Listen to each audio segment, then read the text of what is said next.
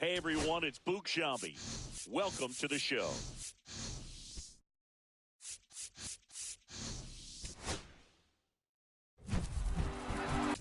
Previously on Storyline.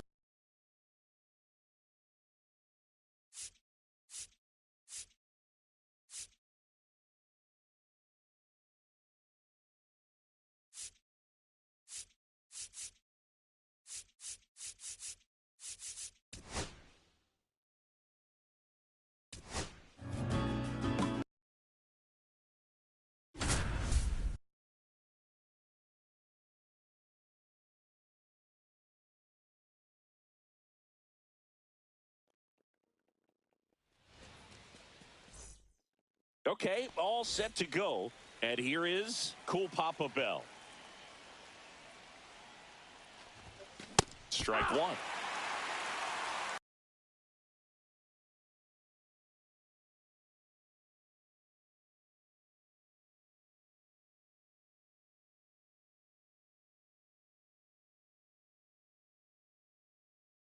Access door.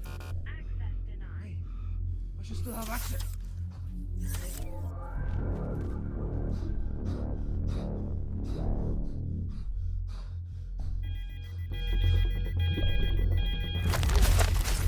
Door. Access denied. I should still have access.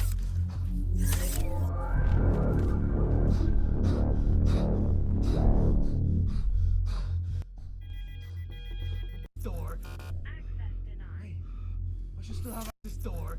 Access denied. I should still have access.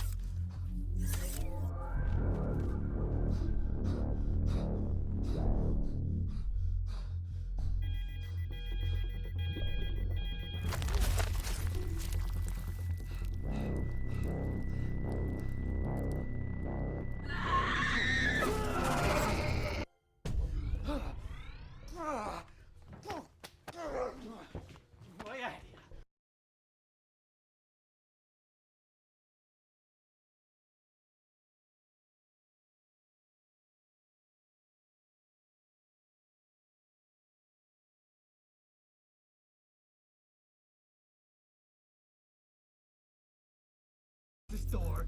Access denied. I should still have access. This door. Access denied. I should still have access.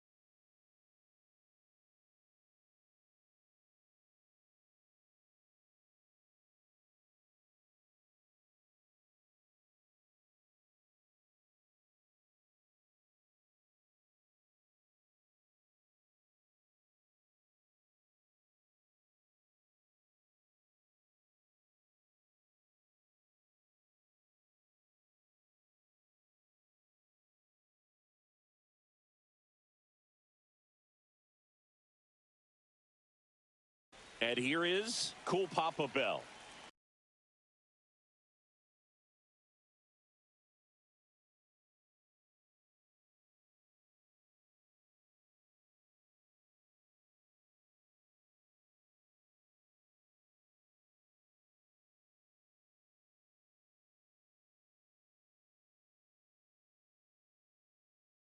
Rated M for mature. You should never have come. You're only going to make things worse for everyone. No. She chose to come. I didn't make the rules between you two. You're fighting to change things.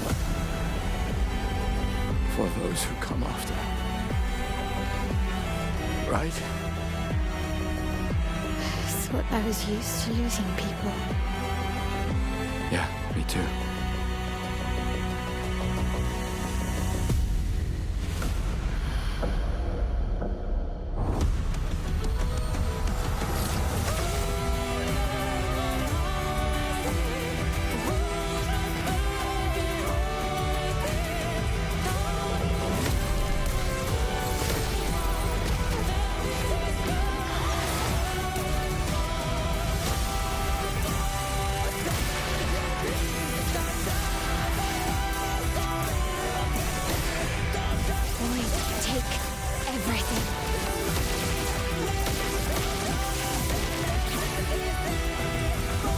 true?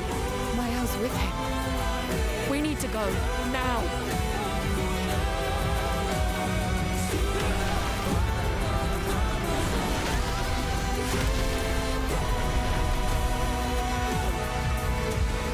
Who are you?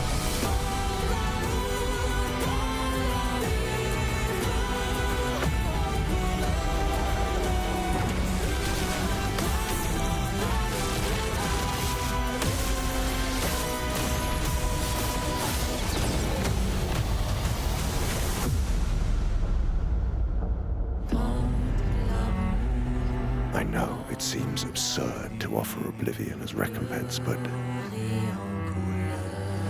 She'll never paint again.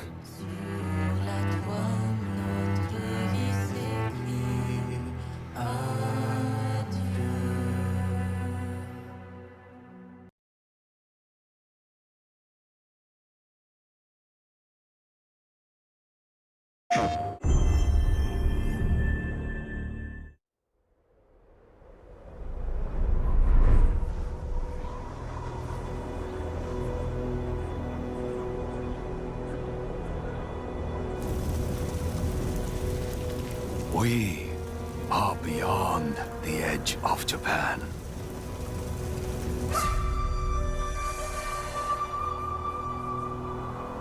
People come north to disappear.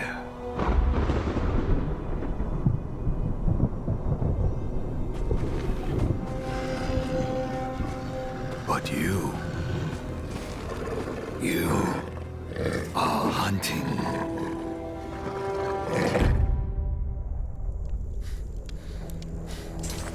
And now, every Ronin here is after you.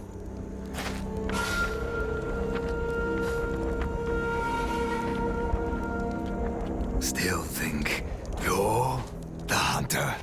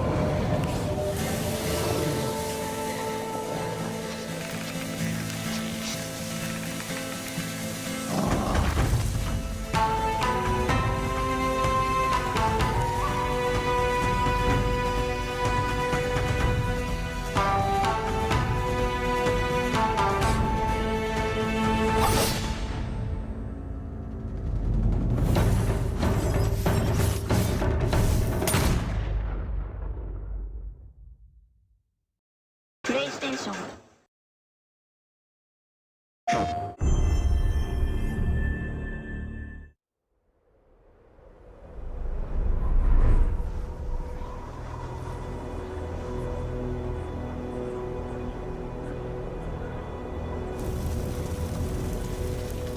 We are beyond the edge of Japan.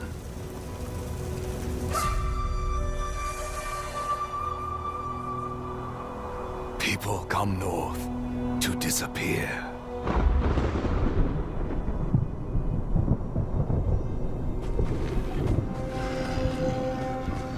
But you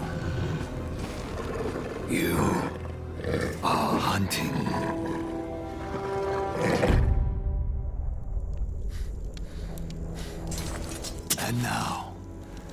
Every Ronin here is after you.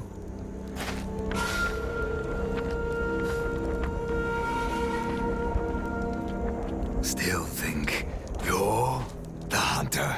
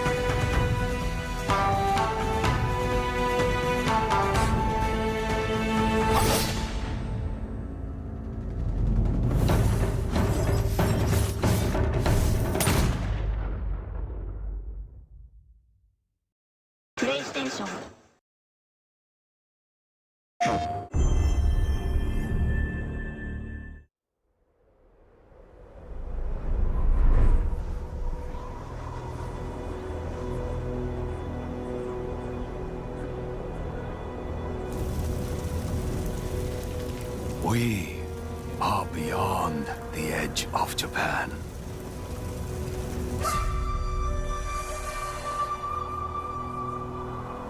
People come north to disappear.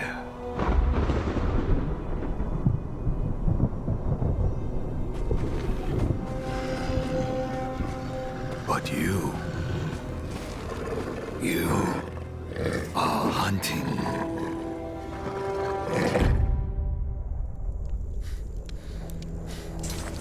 And now, every Ronin here is after you.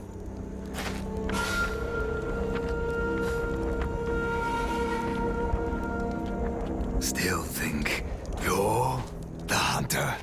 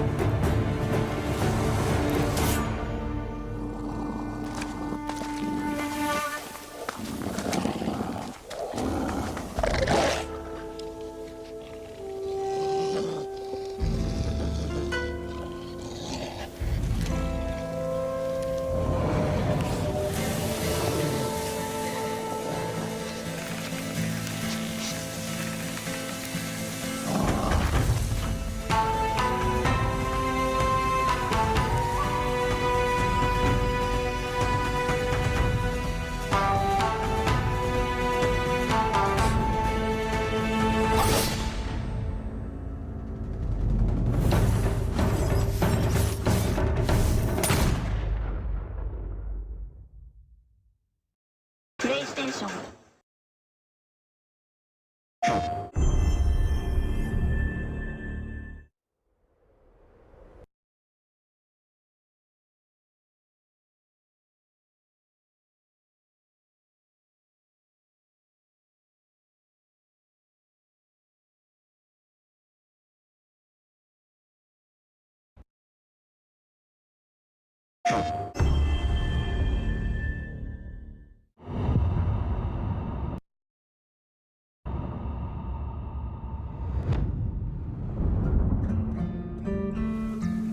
Hello everyone, this is Jason Connell and Nate Fox from Sucker Punch Productions.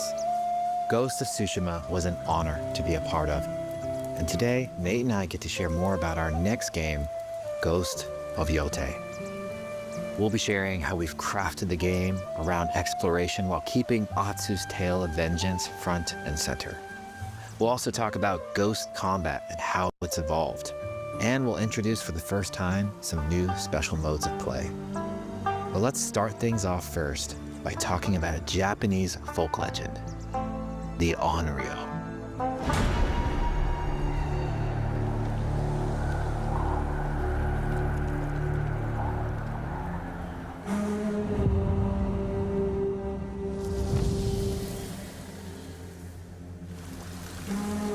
The people of Ezo believe Atsu is an Onryo, a wrathful ghost bent on revenge. And they're half right. Atsu doesn't care if she lives or dies, so long as she can punish the Yotei Six, a ruthless gang who slaughtered her family. After 16 years in the South, she's returned home to put their spirits to rest.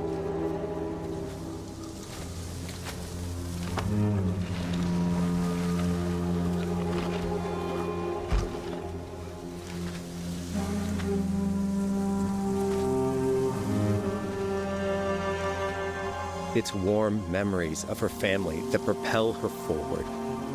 When Atsu returns to her childhood home, with the push of a button, you can experience those cherished times.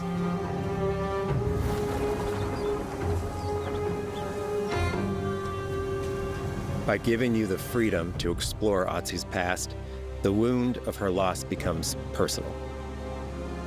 It's that pain that pushes her forward. Hunting down the Yotei Six is a near impossible task. She'll face 1,000 blades. But the Onryo is relentless, and with each victory, the ghost story around her grows.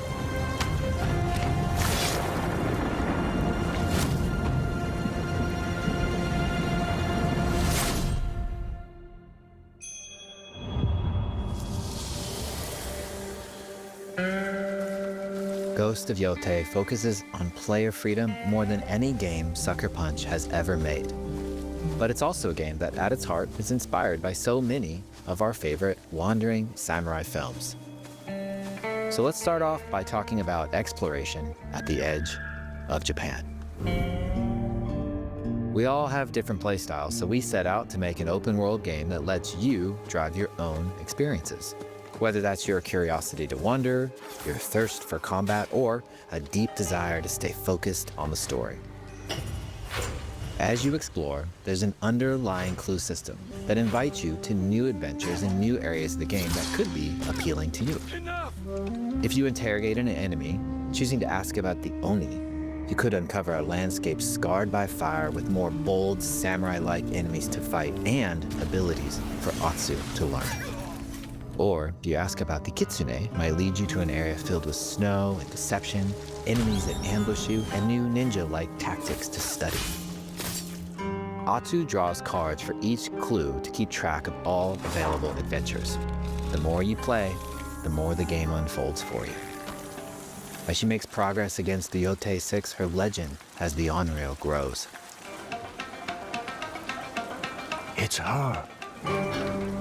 Bounty will go up, drawing the attention of deadlier foes.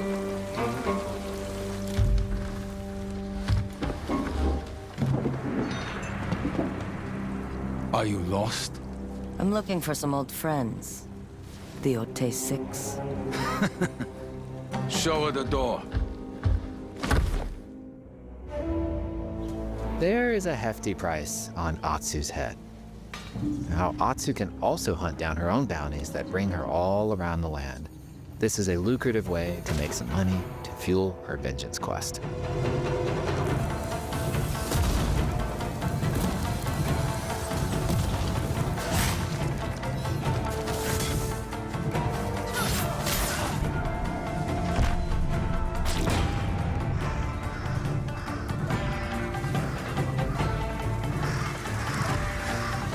You're not of Clan Eguchi. You're here for my bounty.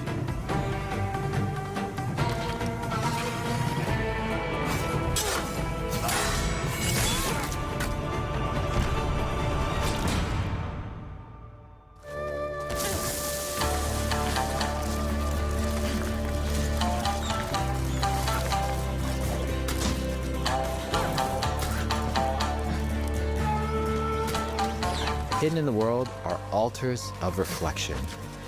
Finding one inspires Atsu and unlocks a new ability to help her on the journey ahead.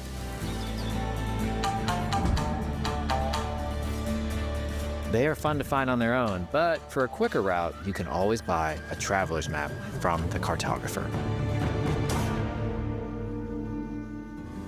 Ghost of Yote isn't going to rush you through anything. You can choose what motivates you most.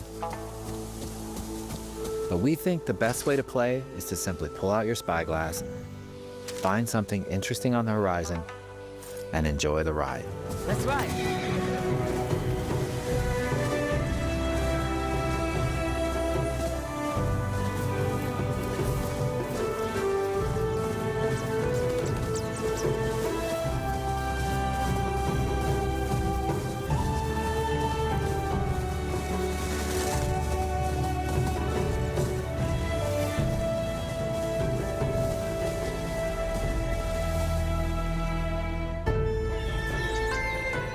The lands around Yote are vast.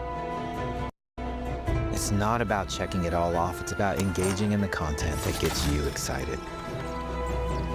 Embrace that curiosity and let the wind guide you on your hunt.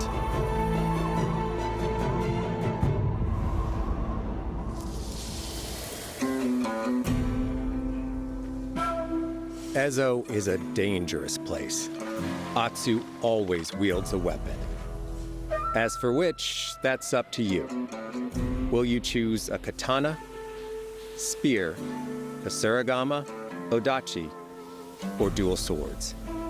Each is uniquely effective against a particular enemy and has their own set of upgrades to discover and master. Clan Saito banners. Let's see how she uses these weapons in the field, searching for leads on Lord Saito. This is our food, from our soil. Our soldiers need it more to free you. Free us? Inokichi steals our crops, while our families starve. Atsu's no samurai or ninja. No. She's a lone wolf mercenary who'll use every advantage, every dirty trick to win a fight.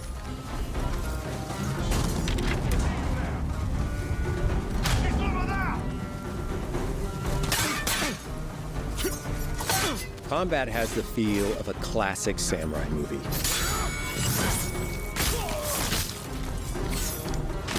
Every motion counts. It's about lethal precision.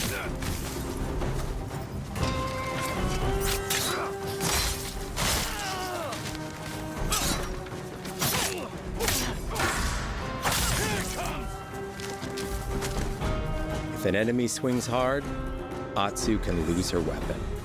But if she's quick, she can disarm them. Nothing there? You're dead. Choose the right weapon for the job. To fight a massive enemy, her huge odachi blade is best.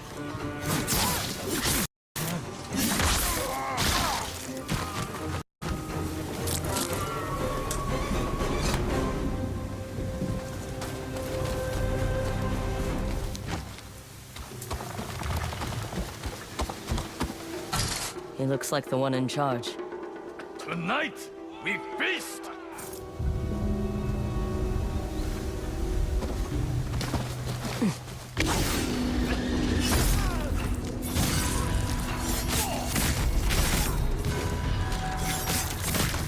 Blades are great, but ranged weapons work too.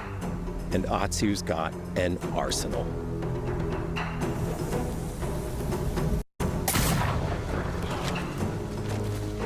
Bounty hunter!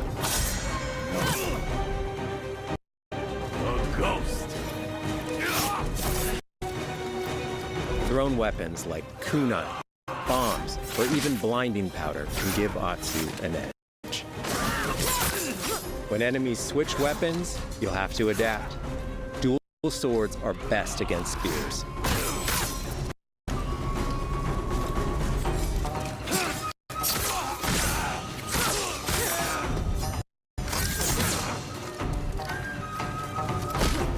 No more!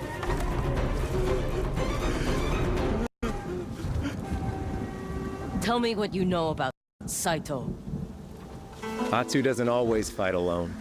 She'll meet several allies on her hunt, including a mysterious wolf.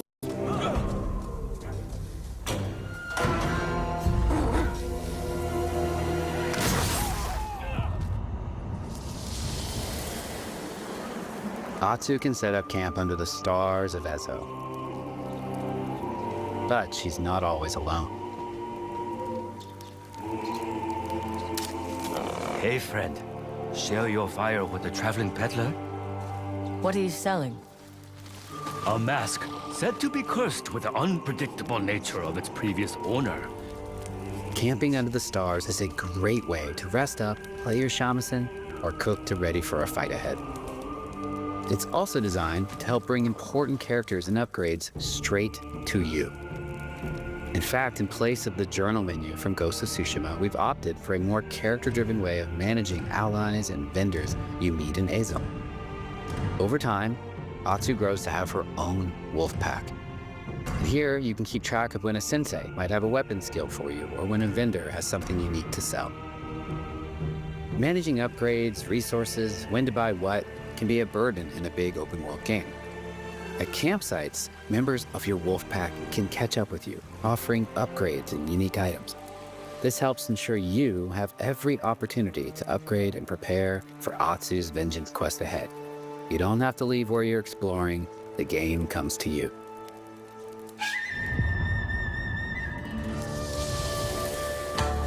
While exploring Ezo, you'll discover all sorts of new armor, charms, and gear. Perfect for building up Atsu around your chosen playstyle. Are you stealth, ranged, or melee focused? Find and combine the pieces that are just right for you. And of course, customize the look of your armor and weapons to make sure that your version of Atsu looks and fights just the way you want.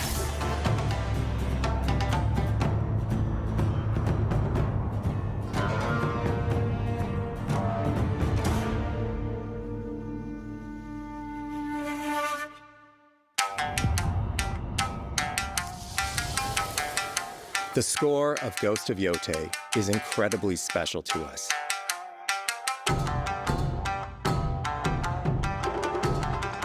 Our amazing composer, Toma Otoa, has created a mashup of Eastern instrumentation with Western flavors, brought to life through an exciting collaboration of many talented artists.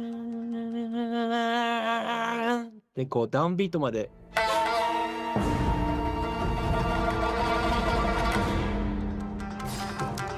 If you like what you heard, we're releasing 2 tracks featured in today's State of Play on your favorite streaming service immediately after the show.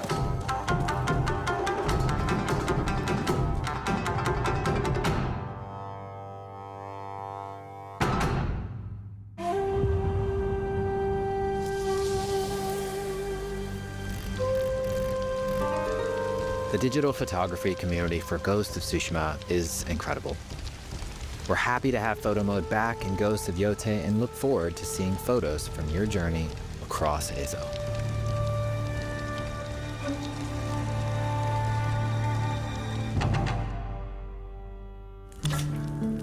We want playing through Ghost of Yotei to feel like stepping inside of your favorite classic samurai films. So, from the beginning of the game, we're happy to offer a full Japanese voice track with full lip sync that you can play with subtitles.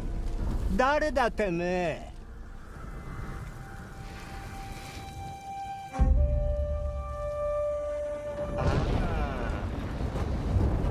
生きてたか。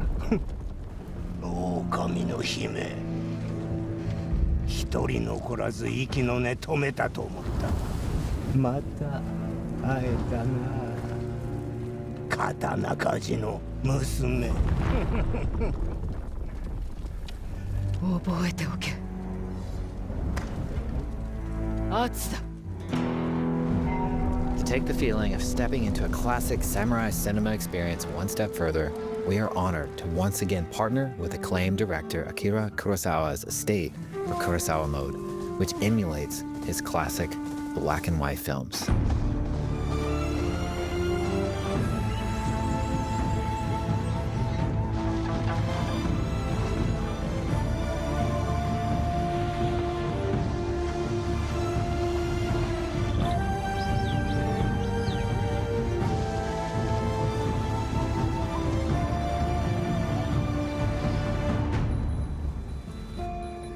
For Ghosts of Yotei, we wanted to celebrate two other influential directors who have had an impact on the genre as a whole.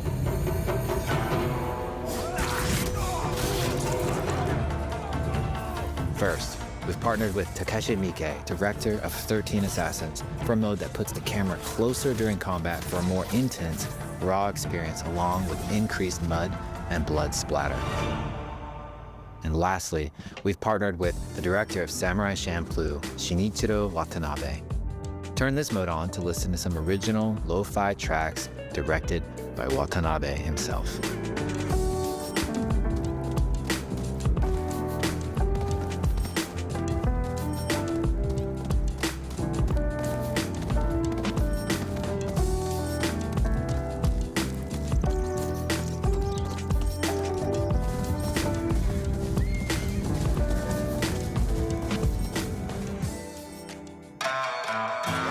There's so many ways to make your Ghost of Yotei playthrough your own. But no matter how you play, here's one way to experience Ghost of Yotei that is sure to be special.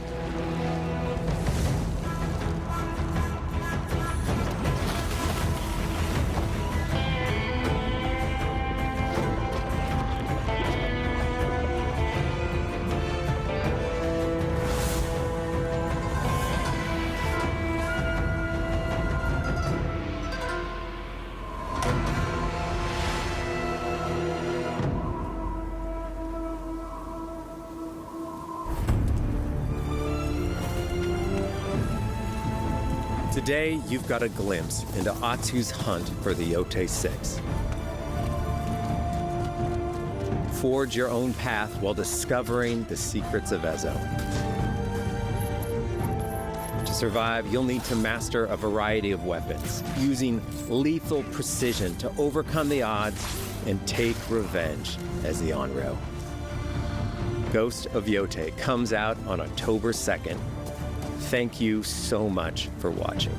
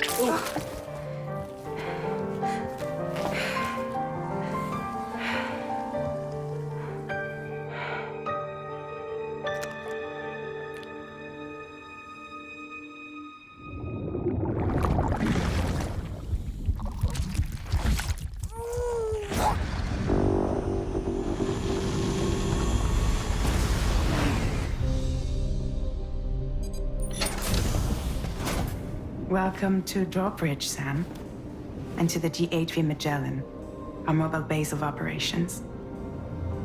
Come on, I'll help you get your bearings. This is the ship's armory. Here you can check your weapons and put them through their paces. These rooms over here belong to other members of the crew. They're pretty much the same as yours. And the shower's down at the end. This is one hell of a ship you got here. Courtesy of the UCA, I'm guessing. No. As I told you, Drawbridge is a civilian outfit. But we do have a generous patron with access to plenty of capital and tech. Sounds like a UCA big shot. Don't ask me. We've never met face to face. They value their privacy. Seriously? No better than to believe that bullshit. It's the same deal as America. The people here are all spread out, cut off from one another. We want you to help us bring the world together. Sam, would you mind if I joined you? Humor him. His knowledge and experience will probably come in handy down the road. Yes. Really, Sam? Your buttocks? What about shotgun? I prefer the driver's seat. Sam, do you read me? You'll first need to access the Mexico side plate gate terminal. After we've confirmed network coverage, we can take the DHV Magellan and regroup at your position. The problem is, not everybody wants to be part of the UCA. That's not the plan, Sam. The UCA isn't looking to expand its borders.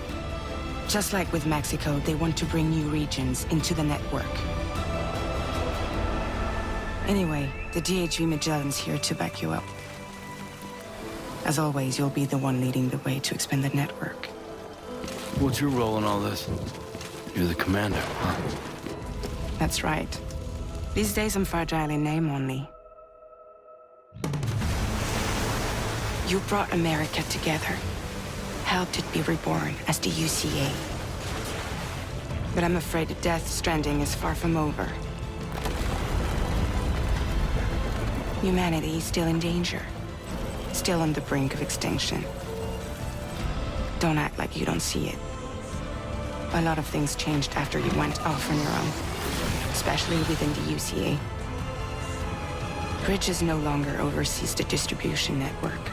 They withdrew once things were up and running. So your friends and co-workers all went their separate ways. Within network coverage, there's no need to rely on human porters anymore. So after I closed up shop, I went and started a new group. One that handles work in regions outside the UCA. We decided to call ourselves Drawbridge. With the support of the Chiral Network and APAS, humanity will be free from the need to move around. bots are capable of handling deliveries. He's alive. He called himself a ghost, but... We found a way back from the beach just so he could kill us. He said he came back to get revenge on you and me.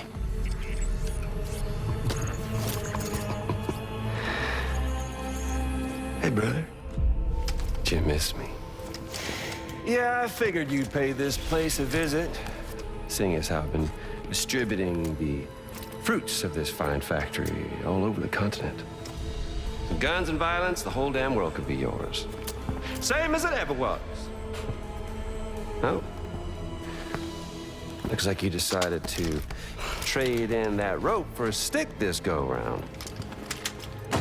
Well, I suppose even a porter has to pull the trigger from time to time. Oh, what about you? Hey, buddy. Are you just another soulless little husk, huh? Let go of me! Oh. Pathetic guitarist, where's the rest of your band?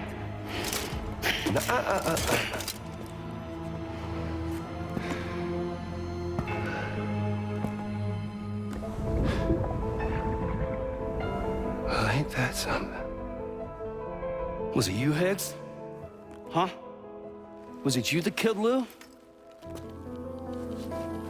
You still don't know, do you?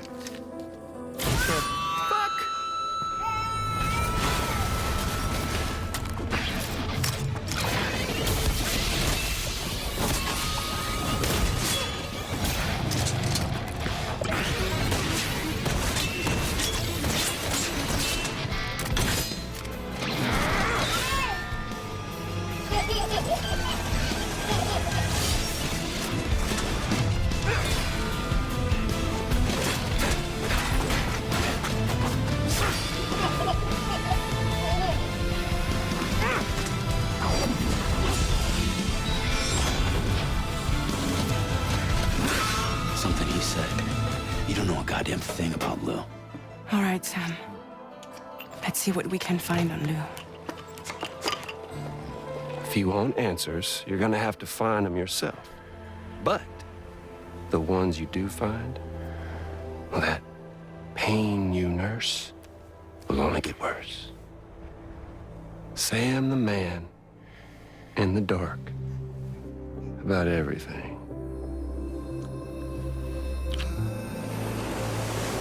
Don't forget, coming on this expedition was meant to help you find the strength to carry on. And you have. We all know you've got this. Now it's time to finish the journey, Sam. Please understand, Sam.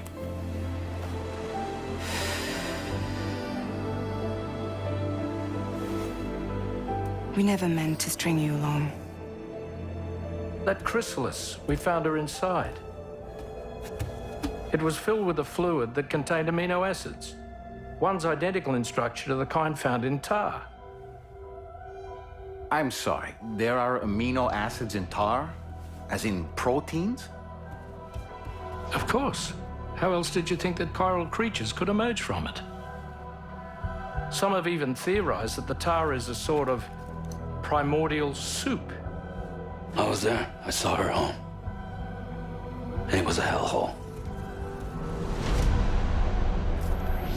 You see, after you left Bridges, I decided to do a little digging.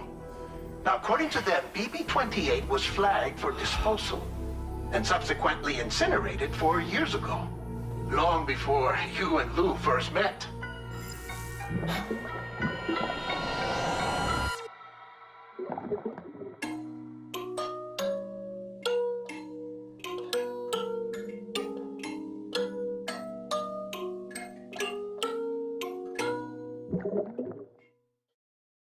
PlayStation.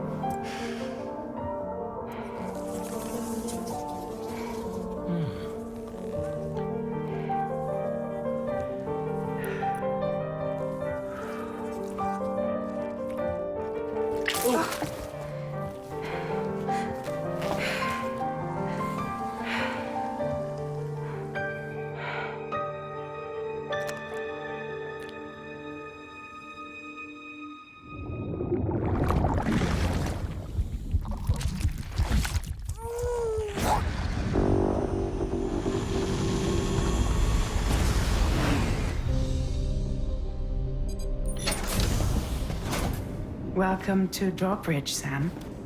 And to the DHV Magellan, our mobile base of operations. Come on, I'll help you get your bearings. This is the ship's armory. Here you can check your weapons and put them through their paces. These rooms over here belong to other members of the crew. They're pretty much the same as yours. And the shower's down at the end. This is one hell of a ship you got here.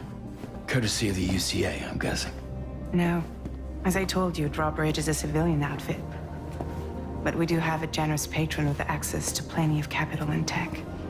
Sounds like a UCA big shot. Don't ask me. We've never met face to face. They value their privacy. Seriously? You know better than to believe that bullshit. It's the same deal as America. The people here are all spread out, cut off from one another. We want you to help us bring the world together. Sam, would you mind if I joined you? Humor him. His knowledge and experience will probably come in handy down the road. Yes. Really, Sam? Your buttocks? What about shotgun? I prefer the driver's seat. Sam, do you read me? You'll first need to access the Mexico side plate gate terminal. After we've confirmed network coverage, we can take the DHV Magellan and regroup at your position. The problem is, not everybody wants to be part of the UCA. That's not the plan, Sam. The UCA isn't looking to expand its borders. Just like with Mexico, they want to bring new regions into the network.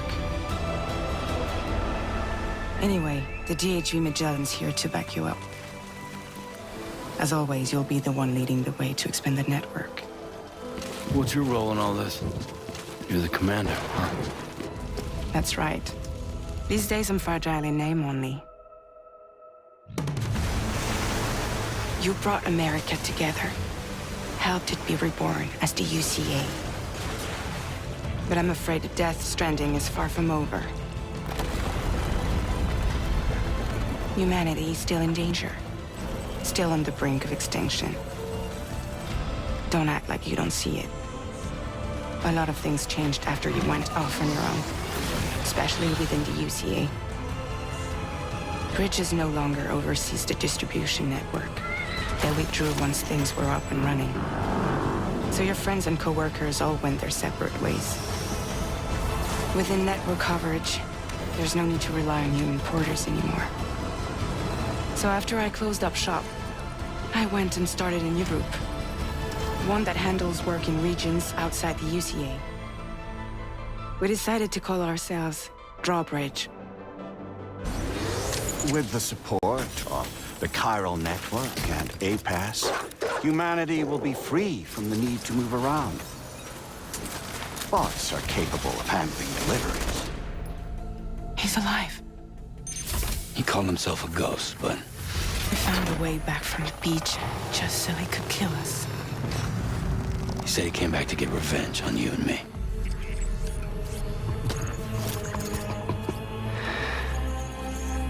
Hey, brother. Did you miss me? Yeah, I figured you'd pay this place a visit, seeing as how I've been distributing the fruits of this fine factory all over the continent. With guns and violence, the whole damn world could be yours. Same as it ever was. Oh. Looks like you decided to trade in that rope for a stick this go-round.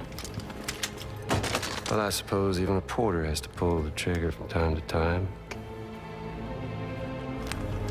Oh, what about you? Hey, buddy. Are you just another soulless little husk, huh? Let go of me! Oh.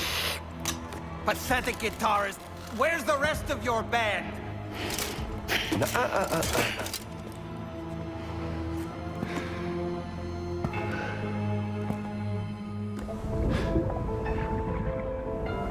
Well, ain't that something? Was it you, Higgs? Huh? Was it you that killed Lou? You still don't know, do you?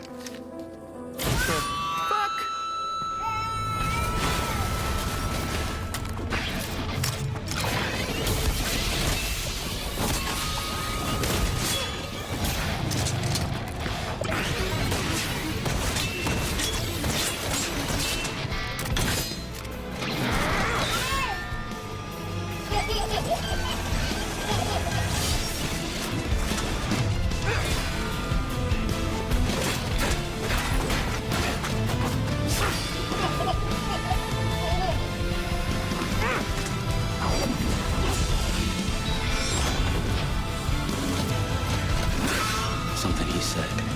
You don't know a goddamn thing about Lou. All right, Sam. Let's see what we can find on Lou. If you want answers, you're gonna have to find them yourself. But the ones you do find, well, that pain you nurse will only get worse. Sam the man in the dark about everything. Don't forget, coming on this expedition was meant to help you find the strength to carry on. And you have. We all know you've got this. Now it's time to finish the journey, Sam. Please understand, Sam.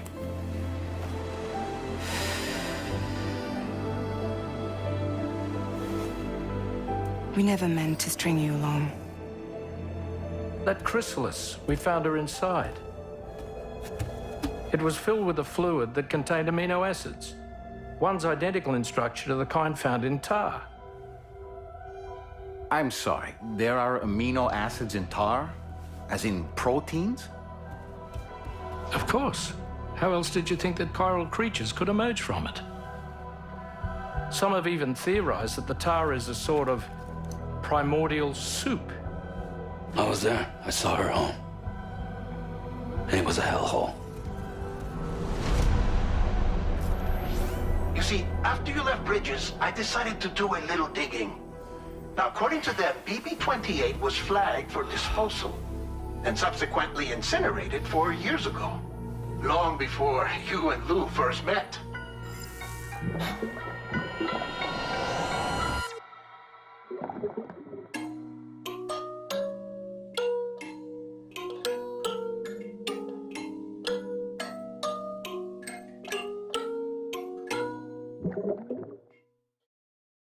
PlayStation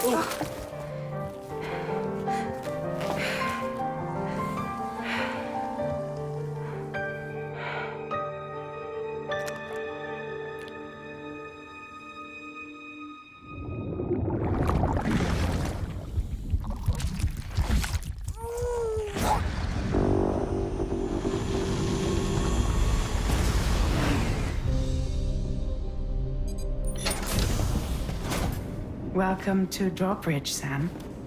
And to the GHV Magellan, our mobile base of operations. Come on, I'll help you get your bearings. This is the ship's armory. Here you can check your weapons and put them through their paces. These rooms over here belong to other members of the crew. They're pretty much the same as yours. And the shower's down at the end. This is one hell of a ship you got here. Courtesy of the UCA, I'm guessing. No. As I told you, Drawbridge is a civilian outfit. But we do have a generous patron with access to plenty of capital and tech. Sounds like a UCA big shot. Don't ask me. We've never met face to face. They value their privacy. Seriously? You know better than to believe that bullshit. It's the same deal as America. The people here are all spread out, cut off from one another. We want you to help us bring the world together. Sam, would you mind if I joined you? Humor him. His knowledge and experience will probably come in handy down the road. Yes. Really, Sam? Your buttocks? What about shotgun? I prefer the driver's seat. Sam, do you read me? You'll first need to access the Mexico side plate gate terminal. After we've confirmed network coverage, we can take the DHV Magellan and regroup at your position. The problem is, not everybody wants to be part of the UCA. That's not the plan, Sam. The UCA isn't looking to expand its borders. Just like with Mexico, they want to bring new regions into the network. Anyway, the DHV Magellan's here to back you up. As always, you'll be the one leading the way to expand the network. What's your role in all this? You're the commander, huh? That's right. These days I'm fragile in name only. You brought America together, helped it be reborn as the UCA. But I'm afraid Death Stranding is far from over. Humanity is still in danger, still on the brink of extinction. Don't act like you don't see it. A lot of things changed after you went off on your own, especially within the UCA. Bridges no longer oversees the distribution network. They withdrew once things were up and running. So your friends and co-workers all went their separate ways. Within network coverage, there's no need to rely on human porters anymore. So after I closed up shop, I went and started a new group. One that handles work in regions outside the UCA. We decided to call ourselves Drawbridge. With the support of the chiral network and APAS, humanity will be free from the need to move around. Bots are capable of handling deliveries. He's alive. He called himself a ghost, but... We found a way back from the beach just so he could kill us. He said he came back to get revenge on you and me.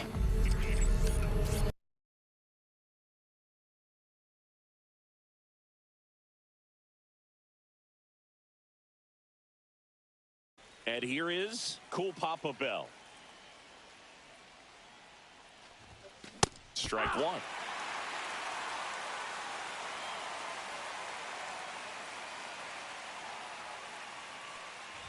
It's crazy, Boog, but the story about Cool Papa Bell being faster than the light switch is actually true.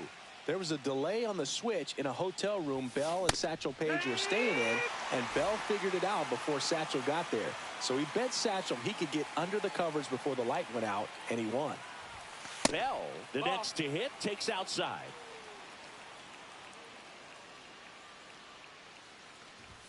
And he lays down a bunt. Fires to first on the run. He's safe on with a bunt single. And Bell picks up his first knock of the day.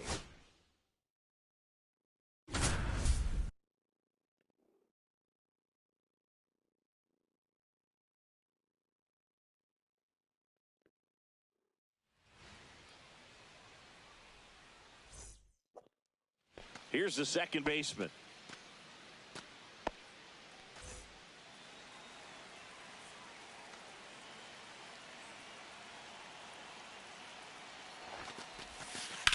Line drive, and Bell kicks it into high gear.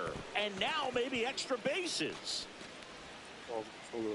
Lead runner to second, so 2 on and nobody out.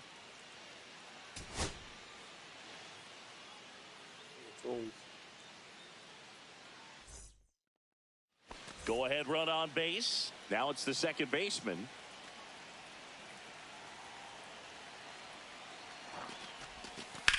Line drive, and Bell kicks it into high gear.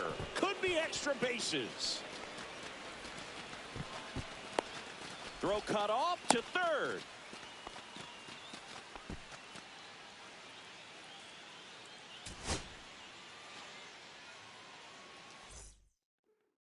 Go ahead run on base. Now the number 2 hitter.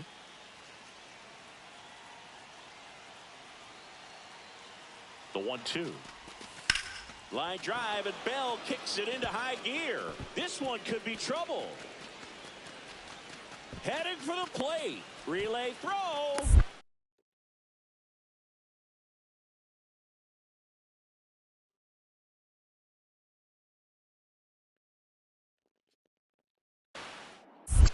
Save. He scores. Nobody runs like Cool Papa Bell.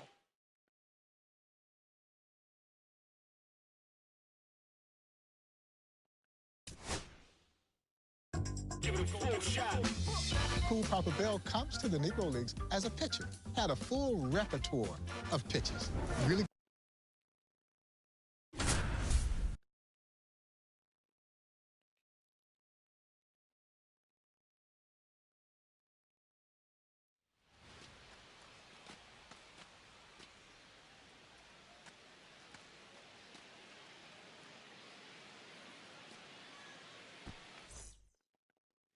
So bases all loaded up.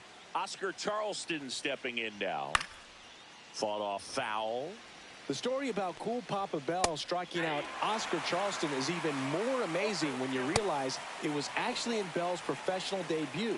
He struck out Charleston and Ben Taylor back-to-back. Quite a way to start your career. Got him. Cool Papa Bell leaves him loaded with the strikeout.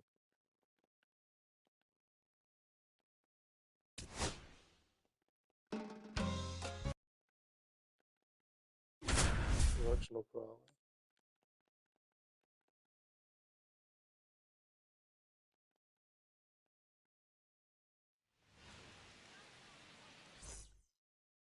So 2 down. Turkey Stern.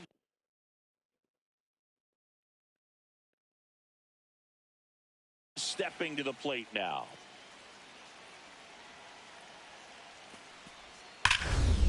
Ripped on a line to center.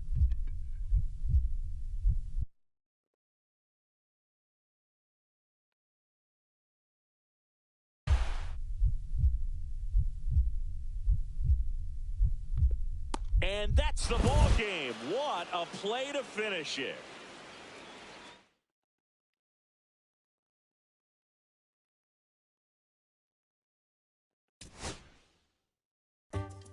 Cool Papa.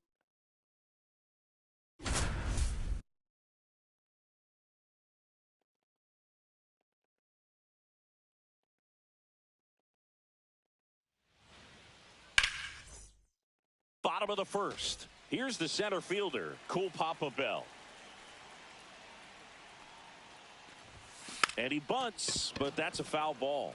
With a lot of Negro League stars, you wonder what they could have done if baseball was integrated at the time. Cool Papa Bell hit almost 400 in interracial games over the course of his career. It didn't matter who he was playing, he always excelled. And a bunt towards third. Grabs it barehanded. And safe at first. A bunt single. Cool Papa Bell digging in now.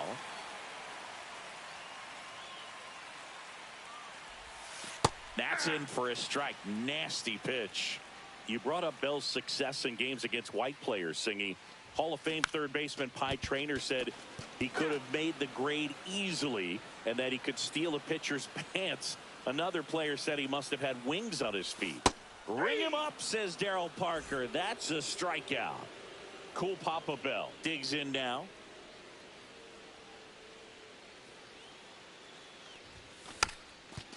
And he drops it down the third baseline. One of Bell's greatest compliments came when he dominated the interracial 1936 Denver Post tournament. The sports editor of the paper wrote, "All these years, I've been looking for a player who could steal first base. I found my man. His name is Cool Papa Bell." Throws across the diamond, there to beat him by an eyelash.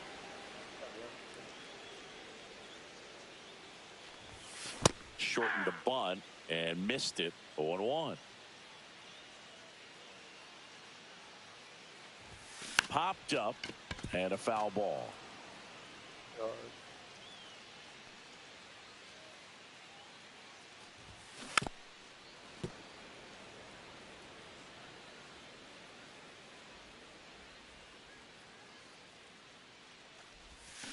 And he couldn't hold back. He's rung up on strikes. And the batter now, Cool Papa Bell.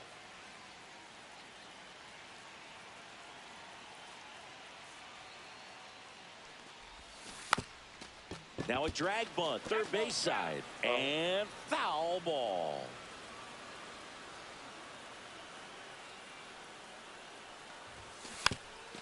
Bunting, and it's right in front of the plate, and that's just foul.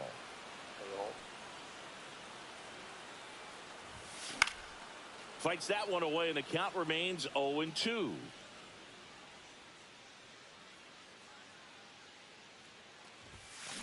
Swing and a high fly ball out towards right center field.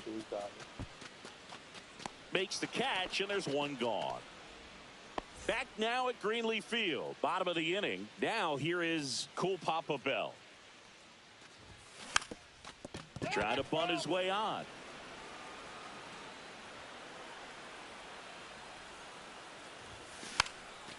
And a bunt towards third, and it goes just foul.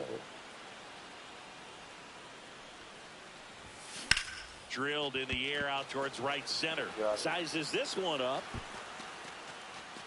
Brings it in. And there's one down. So the lineup flips over. Now it's the switch hitting outfielder, Cool Papa Bell. Now he breaks his bat. Can't pick it up with the bare hand. And everyone's safe. They're loaded.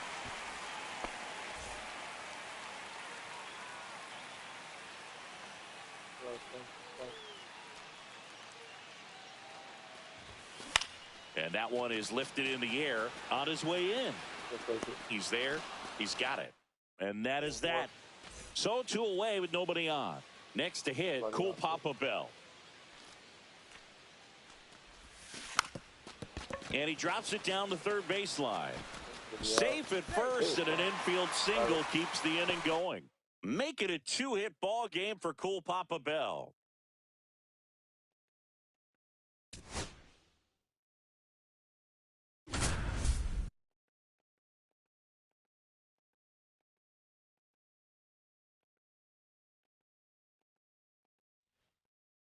Welcome back to Greenleaf Field. And now the center fielder, Cool Papa Bell. Hit hard, base hit. Man aboard on the leadoff single. And we're back. And now, Cool Papa Bell. Swing and a miss. It's 0-1. We don't really have an accurate accounting of how many bases Cool Papa Bell stole. Not every team in the Negro Leagues kept track of stolen bases, so they just went unrecorded. Not a lot of doubt that Bell stole a lot more bases than he got credit for, but we do know that in a game against a bunch of white all-stars, he stole second, third, and home on 3 straight pitches. Not many players with the guts to try that, let alone the skill to accomplish it.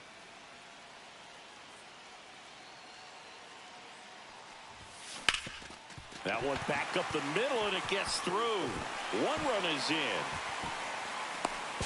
Another comes in to score. It's 5-0. So the batting order turns over. Cool Papa Bell will hit next.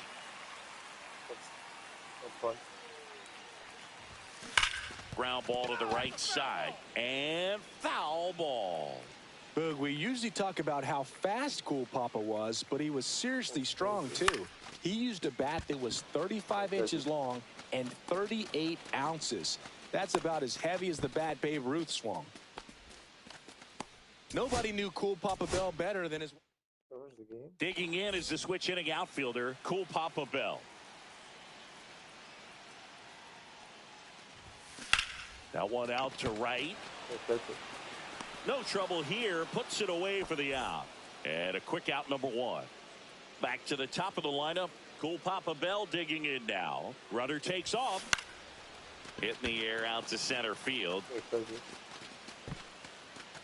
And there's two down.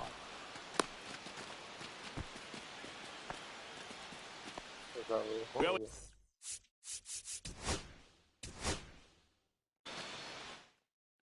now here is Cool Papa Bell.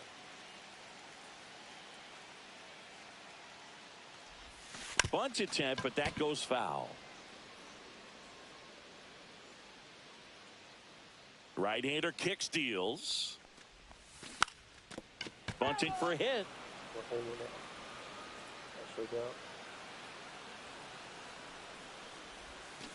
Ring him up, says Daryl Parker. That's a strikeout. So the lineup flips over. Next to hit, Cool Papa Bell. Check swing, and he went. That's strike one. 0-1's the count. Tied him up inside with that one.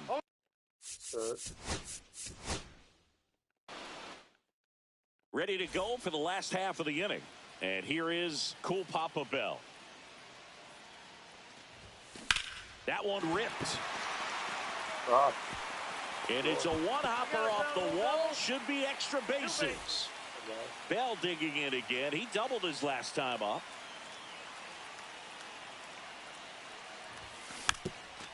Now a drag bunt, third base side. And that's a foul ball.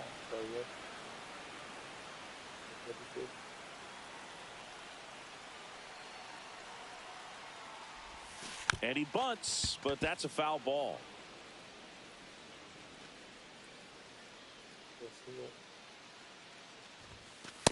One ball, two strikes.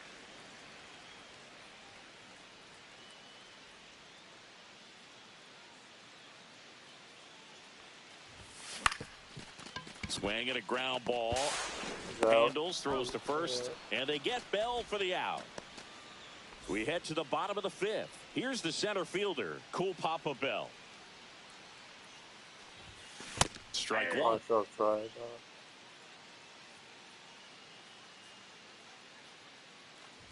Gets under it and pops it up. And a foul ball.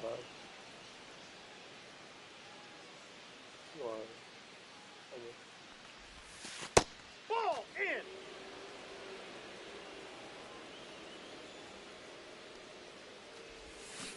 And that's ruled a swing. It's a strikeout. Cool Papa Bell digging in now.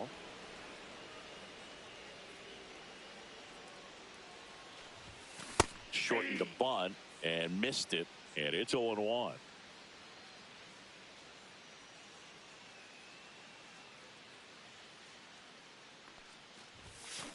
That one the other way, and base hit. Coming home. Here's the throw to the plate. Safe. And the runner from second scores on the play. And the lead is up to 5.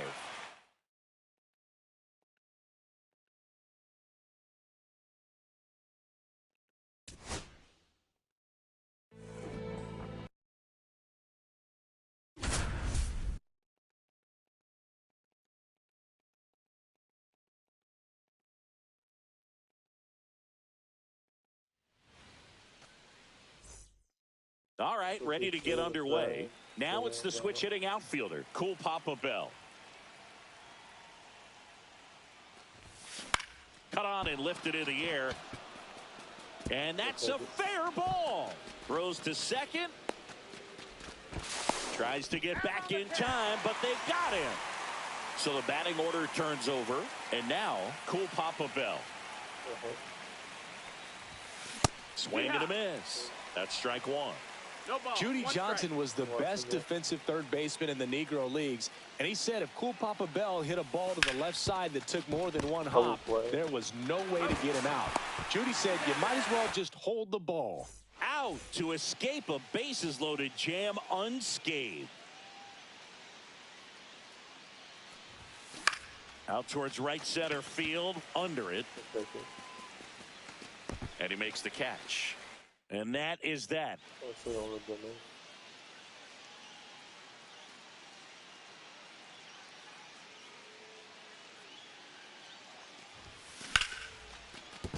Slashes this one, and it could be trouble.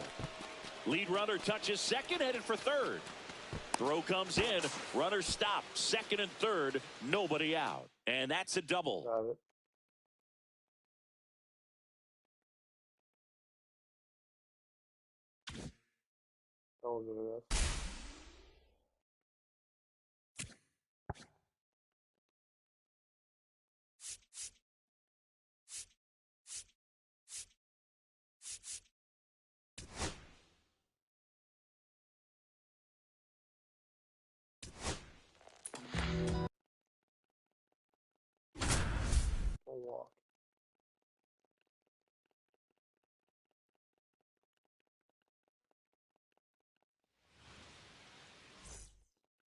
Now a chance for number 46. Swing and a miss. That one at 99. And that's how this game gets started. Swing and a miss. The velocity blasted it right past him. Number 43, the next to hit, takes ball one. Swing and a miss as he was late. The term two-way player really doesn't capture how spectacular Bullet Rogan was. Bob Feller said he could do anything. He was one of the best black ball players I ever saw. And Feller barnstormed with just about every Negro League star. Just about the only thing Bullet wasn't the best at was managing. Chet Brewer once said he wasn't a good manager because he was such a great player himself. He thought it should be easy for you.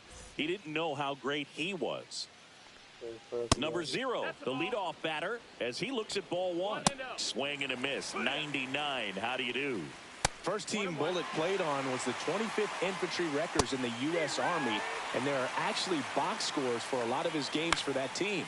Over 4 years, he went 36-3 on the mound while batting over .350. Swing and a miss, blew it by him at 99. High fly ball lifted in the air right field. Puts it away for the out. 2 down, bases empty. Now it's the right fielder, and he blows that one by him at 100. No balls, 1 strike. Gets a piece, and it stays 0-2. That's to third, and that chance handled. Whips it across, and that will end the inning.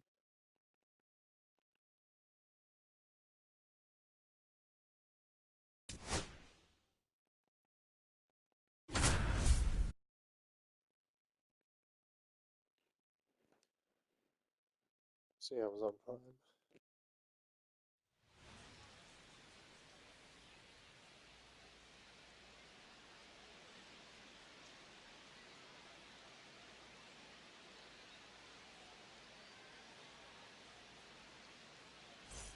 Here's Bullet Rogan for the first time in this one, and a chance to do some damage.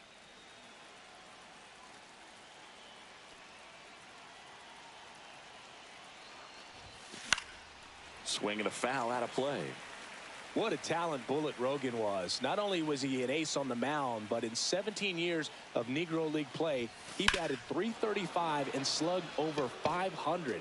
And unlike Babe Ruth, he pitched almost the whole time with a career ERA of just 2.68. On to the third inning. Bullet Rogan digging in now. That to right. In position. On the warning track. And hauls it in.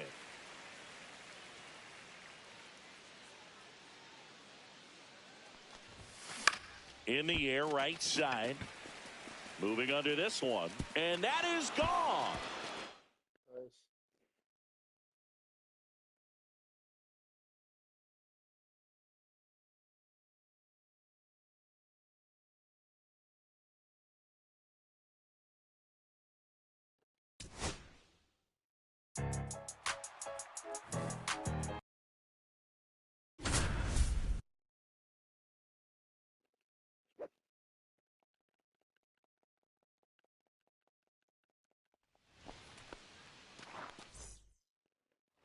Bottom of the ninth, one-run game, 2 on. Now it's the shortstop. Rogan back to work. Just missed. Across the letters at 99. Late on that fastball. Got him. Rogan with the heater for the K. And next will be the cleanup hitter. Now this is in the air down the line. Drops into the glove. Here comes the runner from third. He scores. That's a big sacrifice fly. And they've tied it in the bottom of the ninth.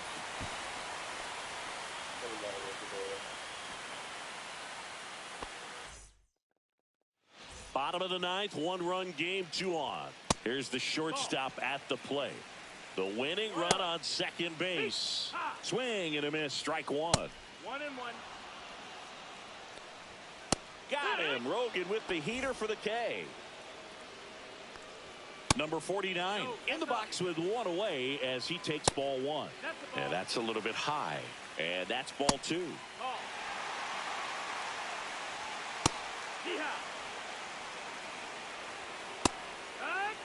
Crowd locked in right now. One-run game here in the ninth. Knocks that one away, and we'll do it again.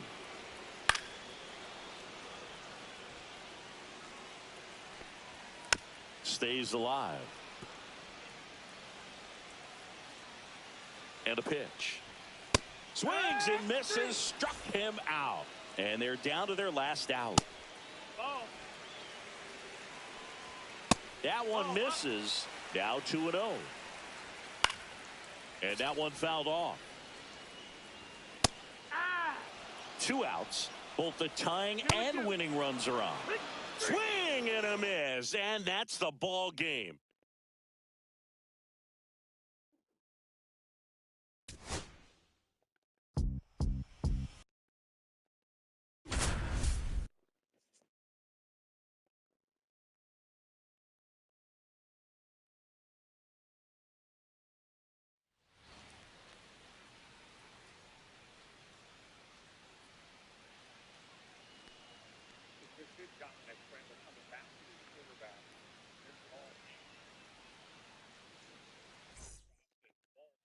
Bullet Rogan up now with a chance to break it open early for Kansas City.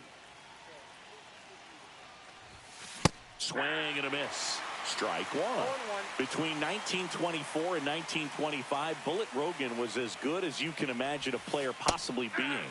He won 36 games against just 8 losses, batted .380, tossed 41 complete games out of 50 starts. Not close with that one, and that is ball one.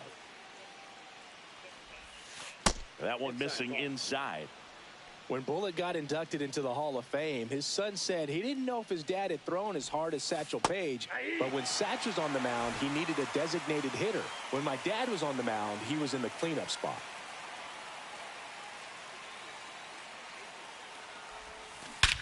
Now it's belted deep to left, way out of here. Home run.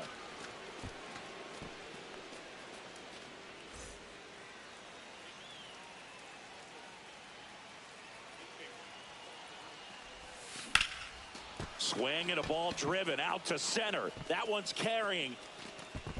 And that is that. Bullet Rogan digging in now.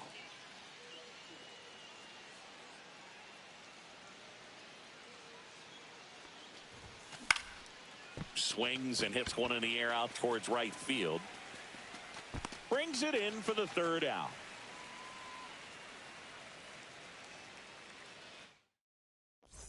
Man at first, nobody out. And now Bullet Rogan. And a foul ball. One person could tell you how hard Rogan threw.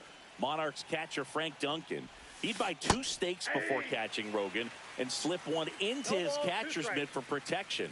After 5 innings, the first steak would be shredded, and he'd switch to another one. Hit on the ground might be 2. And there's 2 away.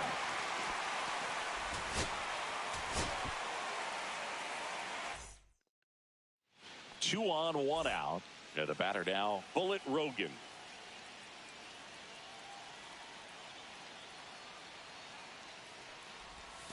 Swing and a miss. There's that changeup. 0-1's the count.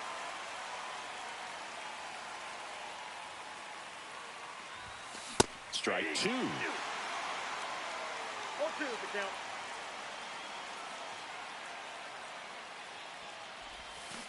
And he couldn't hold back. He's rung up on strikes.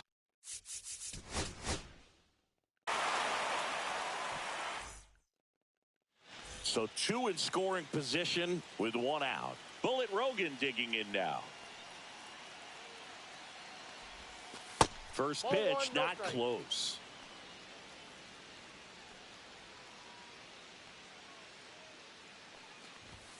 Swing and a miss, and he was fooled. 1-1. Don't walk over, I think. And downstairs.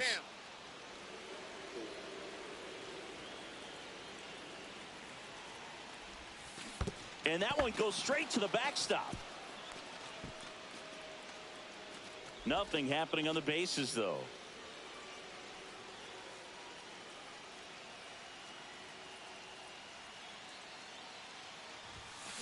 And a swing and a miss. Beat him with a fastball. And now the center fielder, Bullet Rogan. There's a swing and a miss. 0-1.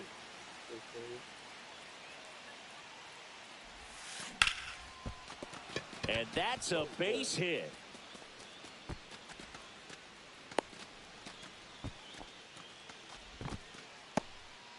Two outs, base is empty. Bullet Rogan getting ready to hit. Up the middle. Whips it to first on the run. It's there, and that's a great play.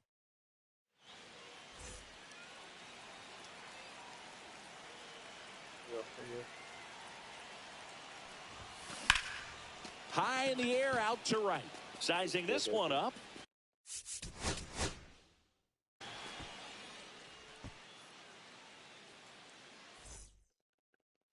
Bullet Rogan up now with a chance to break it open early for Kansas City. And that's way high. Ball one.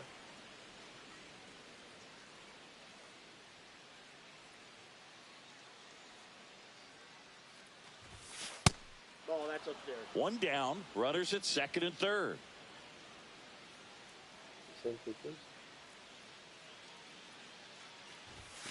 And a swing and a miss. 2 balls, 1 strike.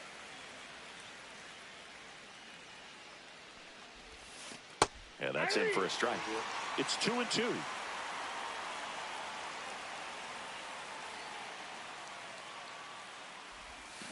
Swings through it, and that's a strikeout. Here's the center fielder, Bullet Rogan.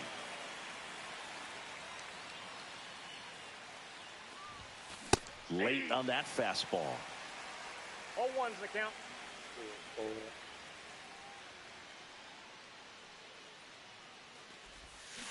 And a swing and a miss there.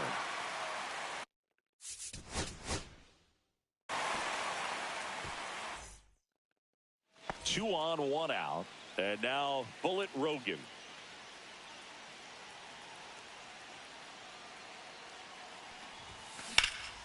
Swing and a drive, deep right field. And it stays fair. One runs in. Now a second crosses the plate. Oh, caught up in a rundown now. And he's out easily. But they do take the lead as 2 runs score. Bullet Rogan digging in now. Swings through that one for strike one. Between 1924 and 1925, Bullet Rogan was as good as you can imagine a player possibly being. He won 36 games against just 8 losses, batted .380, tossed 41 complete games out of 50 starts. And that one sliced foul. When Bullitt got inducted into the Hall of Fame, his son said he didn't know if his dad had thrown as hard as Satchel Paige, but when Satch was on the mound, he needed a designated hitter. When my dad was on the mound, he was in the cleanup spot. One down, base is empty. Spoils that one, and it remains 2-2. One person could tell you how hard Rogan threw. Monarchs catcher Frank Duncan. He'd buy 2 steaks before catching Rogan and slip one into his catcher's mitt for protection. After 5 innings, the first steak would be shredded, and he'd switch to another one. Swing and a drive, and no doubt about it, Bullitt Rogan blasts that one out of here.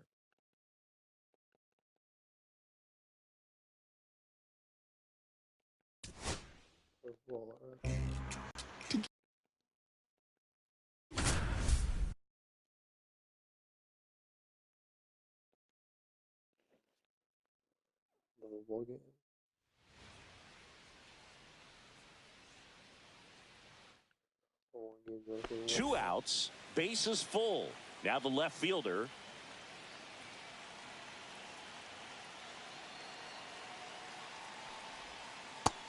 Ball. 2 outs. Ball. Rogan comes to the plate. Ball. Ball 4, and a run comes in to score.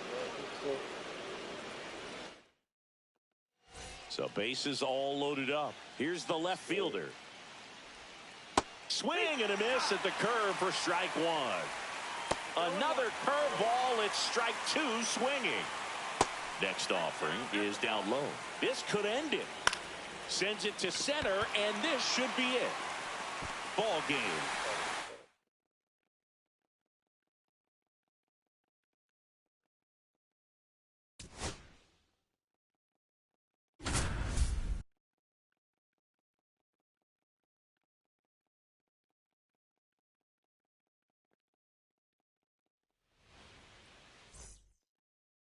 Monarchs looking to add on to their lead as Bullitt Rogan digs in with 1 out and a runner at third. And a big swing and a miss. Not a lot of players can claim the championship success that Bullitt Rogan had.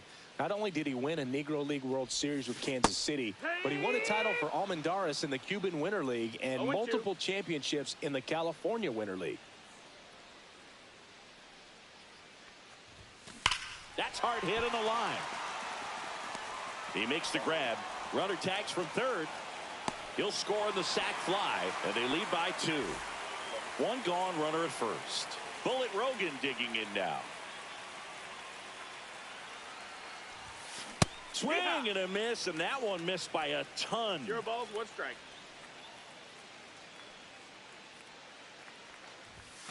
Comes up empty. That's strike 2.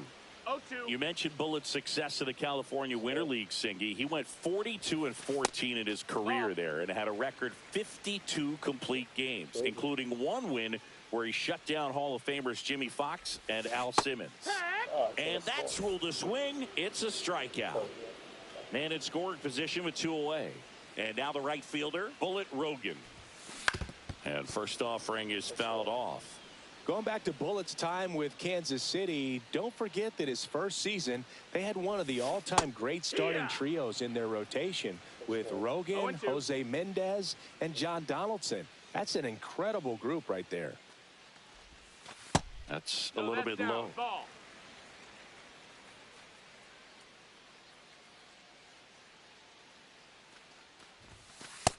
Ball.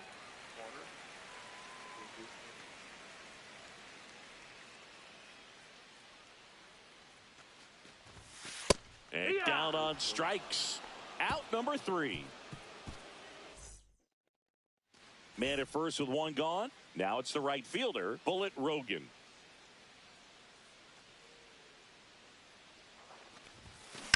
On the ground left side. 6, 4, 3. Double play.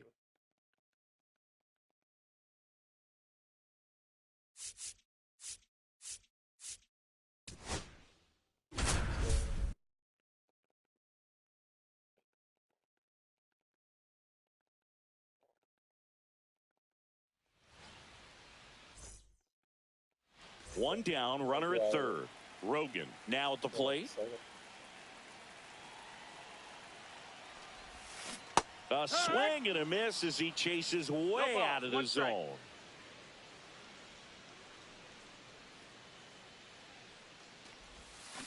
Pulls that one foul. Stearns stands at third with one gone in the inning.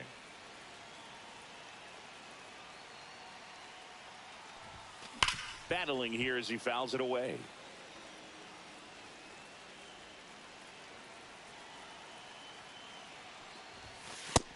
One and two.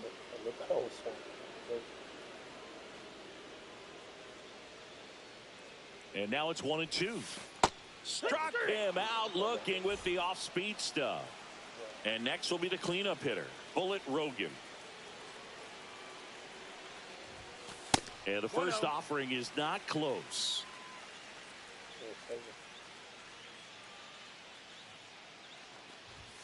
There's a strike.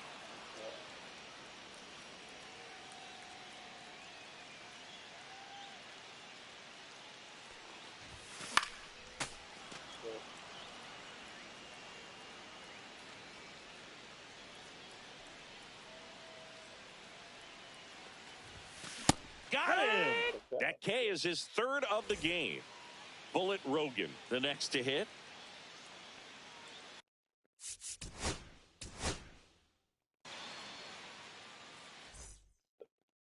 One down, runner at third. Bullet Rogan digging in now.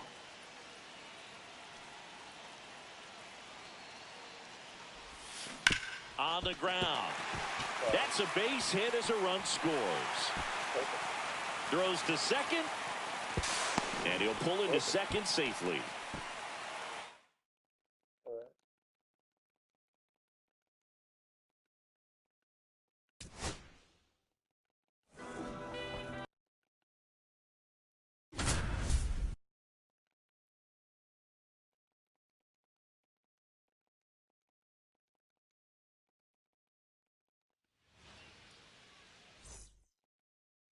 Bullet Rogan to the plate now, and he's looking to knock in the runners from second and third. And that is out of play.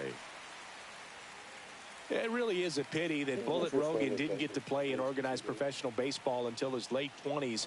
Given how dominant he was right away, he could have had many more incredible seasons in the Negro National League. You talked about the late start of Bullet's career, Singy, but he made up for it at the end. He played all the way until the 1938 season when he was deep into his 40s.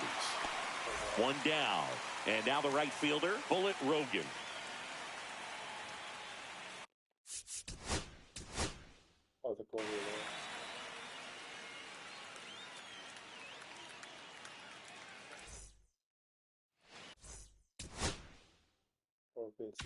Bullet Rogan digging in now.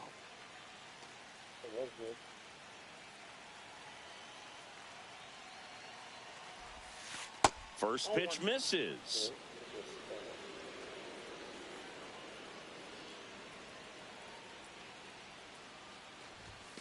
And that's downstairs and outside.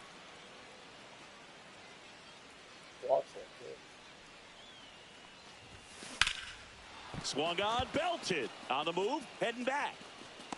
Onto the track, and he makes the catch. Both runners tagging. Run scores easily, and it's 1-0. No outs, runner at first. Now it's the right fielder, Bullet Rogan. Ripped right field, that's back there. That one way back, and it's gone.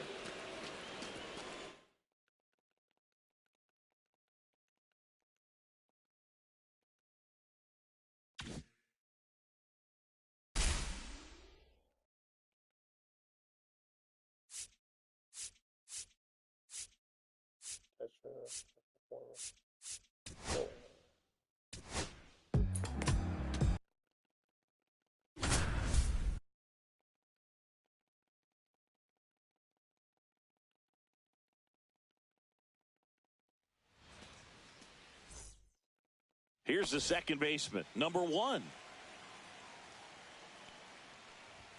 First pitch just misses.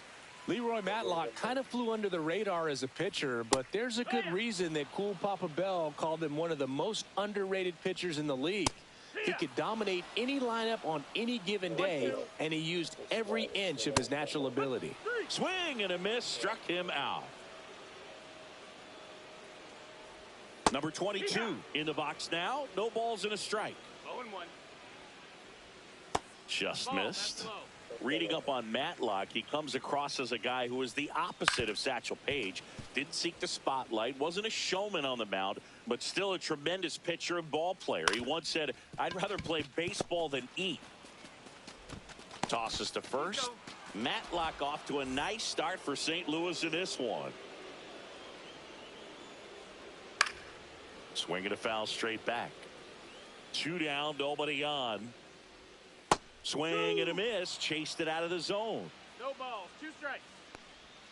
Cut on and missed, and it's a strikeout, and that is the inning.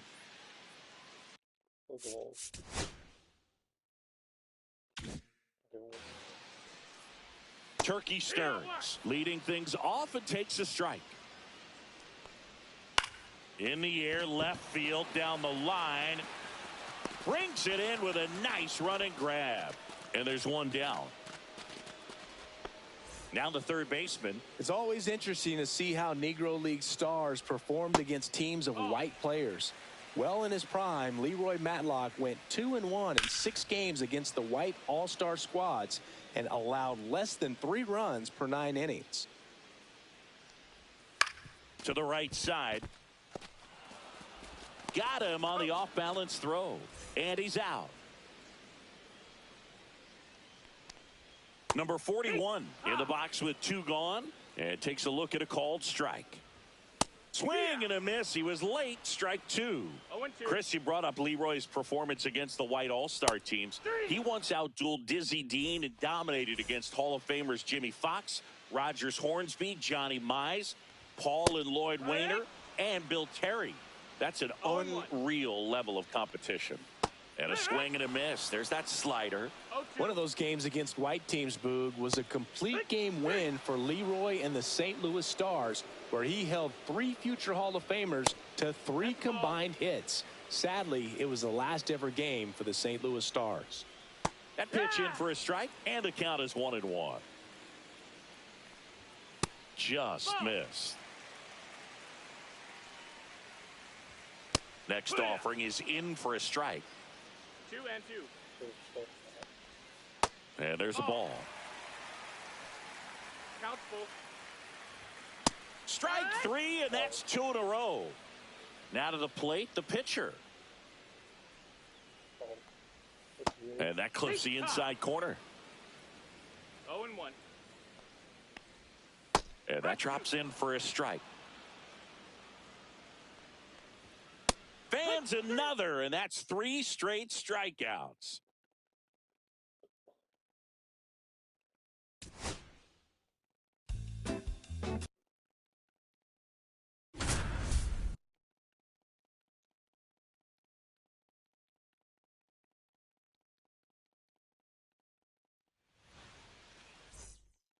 Ready to go? Digging in is the switch inning outfielder, number 54. Yeah, which one are they? Edge of the zone for a strike, and this one is off and running. Delivers a pitch in for a strike at 95. Other players consider Leroy Matlock the smartest pitcher in the league. The only other Negro Leagues pitcher who came close to Leroy's level of control and command was Bill Foster, and he's in the Hall of Fame now. Comes up empty. Not a lot of pitchers after Greg Maddux and Pedro Martinez who have that kind of elite command.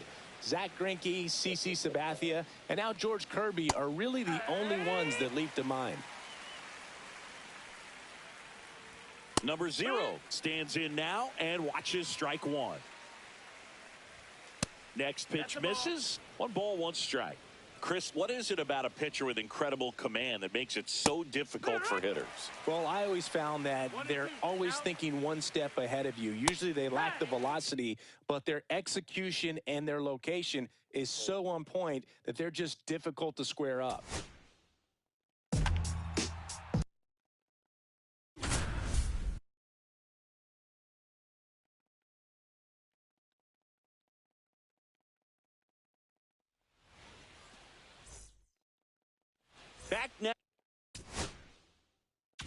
Now at Greenleaf Field, we're at the top of the 8th. Now it's the second baseman, number 45. And that misses. And that's ball 1. That 1935 season of Leroy Matlock's is unbelievable. His ERA for that year was more than 3 times as good as the league average. That's even better than what Pedro Martinez did in 2000. Incredible.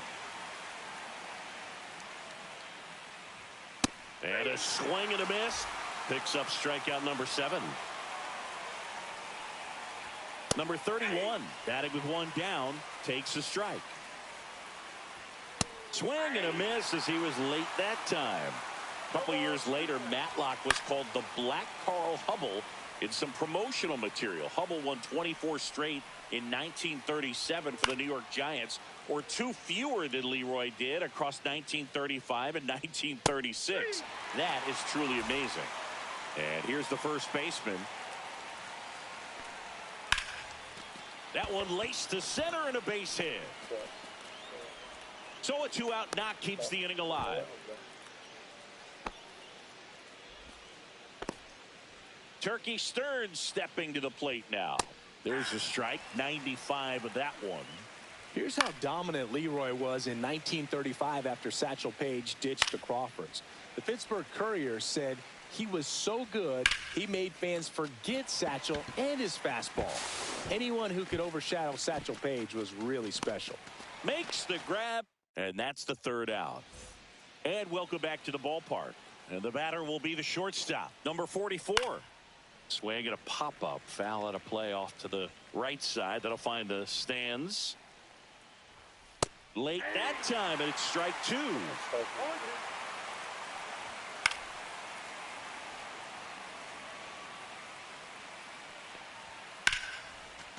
Line drive, base hit. And the leadoff man aboard.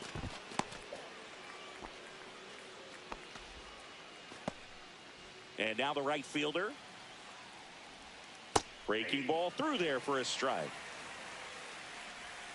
Swing and a miss. That is strike 2. Cut on and miss. Struck him out. With number 9 for him in this game. 9. It really looks like these hitters have been in between with their timing today. Good fastball, excellent slider, but they've not been able to commit to one velocity and stay there. Number 54 stands in with 2 away as he takes a ball. They're down to their final strike. Matlock is just 1 strike away. Ball game. Leroy Matlock is on a historic run right now as he slams the door for yet another win.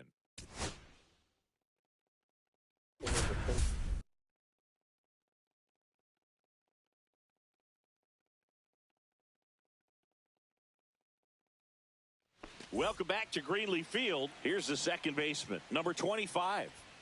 Inside corner, and that's called a strike. Right through there for a strike. So just 2 outs left to get for Matlock to keep this winning streak alive. Number 74 stands in now, looks at that one inside. Inside, almost got him. Swings and misses. And a count 2-1. And a big swing and a miss. 2 balls, 2 strikes. And that's a little bit high. And the count is filled up. And that's ball 4. Tried another. Back now at Greenleaf Field. We go to the 9th. Now it's the second baseman, number 25. Late on that fastball.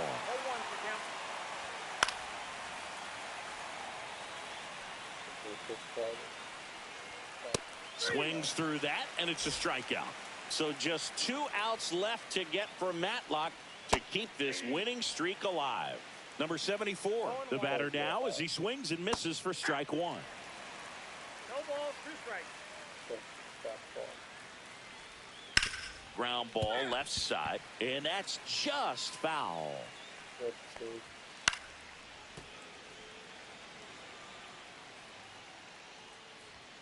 Got him. And Matlock now just 1 out away. Dixon stands in here. Tried to hold back his swing there, but went around. And there's a foul ball. Matlock is just 1 strike away.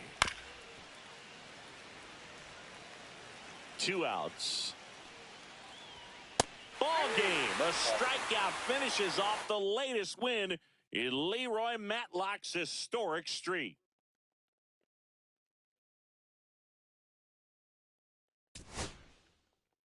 Leroy Matlock.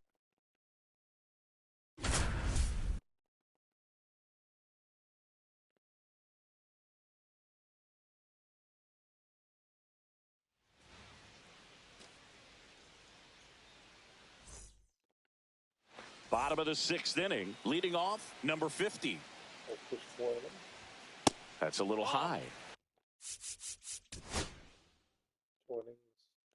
Ball 1. Leroy Matlock had an incredible reputation among his teammates and opponents. He showed up on a lot of all-time Negro League rosters, including one from Oscar Charleston, who was himself one of the greatest players ever. Fights that one away, still 1-2. After the career he had in Pittsburgh, it's nice to know that Leroy's legacy lives on there. He's part of an exhibit at PNC Park that honors the Pittsburgh Crawfords and Homestead Grays.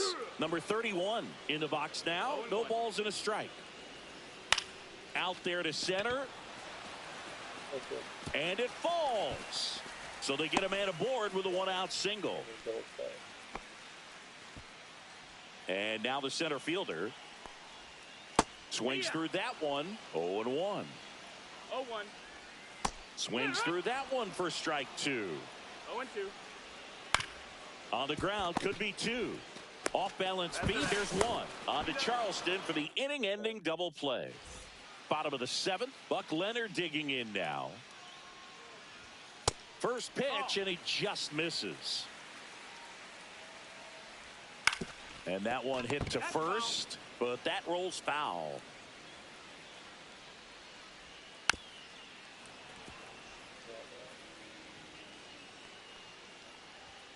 Swing and a miss, and he struck him out.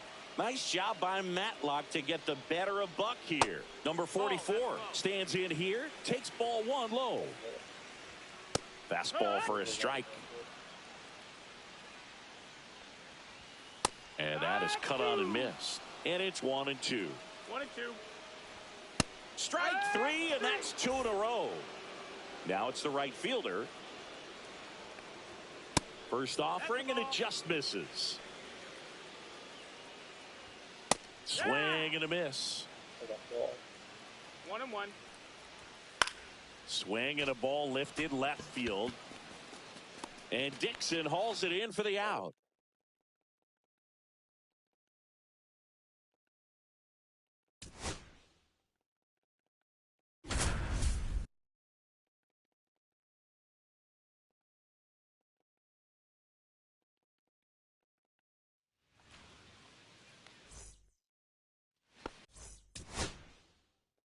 Bases loaded, nobody out.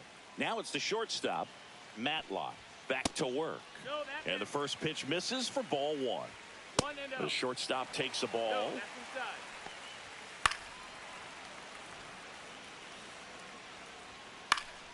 Yeah, that's fouled off. With the go-ahead run at third, here the bottom of the 7th. And now it's filled up. Got him looking. And he's up to 7 strikeouts. Number 49 swings through it for strike 1. Swings and misses. 0-2 now. 0-2. And a swing and a miss. Now Matlock only needs 1 out to escape this bases loaded jam. Number 31 in the box now, takes strike 1. That crosses the plate, and now they're just 1 strike away from getting out of this mess. And a swing and a miss. The unflappable Leroy Matlock takes care of business. And it's beat up the block.